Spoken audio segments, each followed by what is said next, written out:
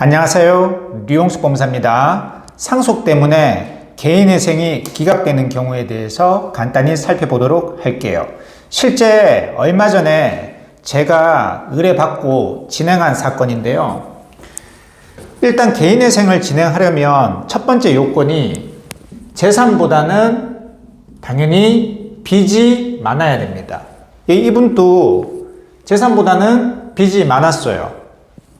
재산에는 자기가 가지고 있는 예금, 부동산, 차량, 보험 해약 환급금, 그리고 배우자의 재산 2분의 1 정도 이렇게 반영해가지고 계산을 해봐도 빚이 많았습니다. 그래서 개인회생 의뢰를 받고 개인회생을 진행을 했어요. 근데 개인회생 진행하는 도중에 이 채무자의 아버님이 돌아가셨어요.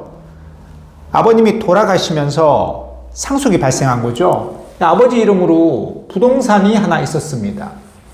그 형제가 있었어요. 이 개인회생 신청인의 채무자. 그래서 이분이 이제 형제가 있으니까 이 부동산이 어떻게 돼요? 2분의 1, 2분의 1씩이 되는 겁니다. 그래서 이 2분의 1 지적전산 자료 조회를 떼보니까 요 부동산에 대한 2분의 1이 이 분의 이제 재산으로 잡히게 된 거죠. 이 2분의 2 부동산 시가가 한 10억 정도 됐거든요. 근저당 이런 거 하나도 안 잡혀져 있고요. 그러니까 5억이 재산으로 잡혀다 보니까 빚보다 재산이 많아지게 돼버린 거예요. 그래서 이런 경우에는 개인회생이 안 됩니다. 물론 할 수 있는 방법은 하나 있어요. 상속 포기를 하면 됩니다. 그런데 이 5억이나 되는 돈을 상속 포기한다는 게 상속 포기를 하고 다른 형제한테 그에 해당하는 돈을 나중에 받는다든지 이러면 상관이 없는데 요즘 세상에 형제도 이렇게 함부로 믿으면 안 되죠. 그래서 그럴 수도 없고 그래서 결국은 개인회생을 제가 말씀드렸죠. 이렇게 진행하다가는 개인회생은 기각이 될 겁니다. 이렇게 하면 당연히 기각이 됩니다. 개인회생 신청 요건이 안 되잖아요. 재산이 더 많아져 버리잖아요. 그래서 이분은 그럼 상속 포기 말고 상속재산 분할 협의를 하면 어떡하냐. 예를 들어서 이 부동산에 대해서는 다른 형제한테 주고 그 다른 형제한테는 다른 걸 또 받는 식으로 상속재산 분할 협의를 하면 어떡하냐. 이래버리면요. 요거는 다른 채권자들이 사회행위 취소소송을 할 수 있습니다. 그러니까 상속 포기를 하는 거에 대해서는 채권자들이 어떻게 할 수가 없어요.